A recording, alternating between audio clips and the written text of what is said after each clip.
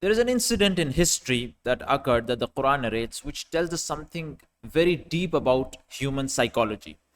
Now, this is from the story of Joseph, peace be upon him, Yusuf alayhi salam, and in chapter number 12, verse 31. I'll just read the translation for you. A'udhu billahi minash shaitanir rajim. So, when she heard of their scheming, she sent for them and prepared for them a banquet and gave each one of them a knife and said to Joseph, "Come out before them." When they saw him, they greatly admired him and cut their hands and said, "Perfect is Allah. This is not a man. This is none but a noble angel." Now, notice that these women, they cut their hands, and it's as though they didn't even feel the pain. Like, it's a very brutal process. If you ask somebody to take a knife and cut his hand, he'll scream and shout. He'd be very, very, of course, uncomfortable. He'd be in pain, severe pain.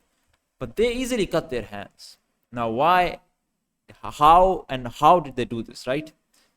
If you look at the deeper psychology behind this, they were focused on something and they were passionate about something.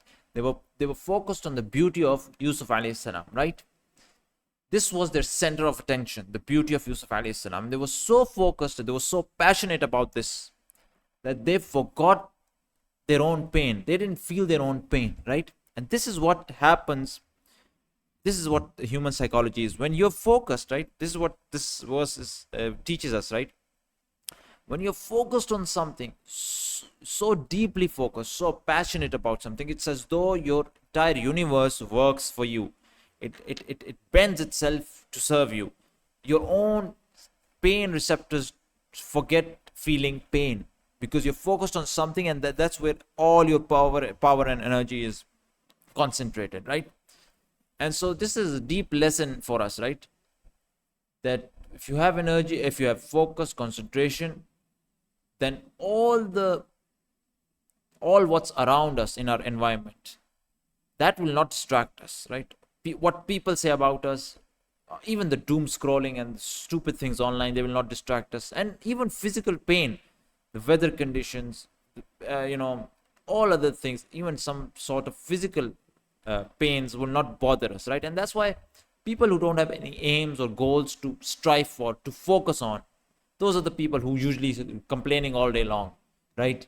I have a headache, I have a stomach ache, I am feeling pain, I'm feeling fatigued, the weather is very hot, I can't go, I can't do this. And those who want to do something, all these discomforts, they mean nothing. They lose their intensity for them specifically, right? This is the beauty of having goals in life, right?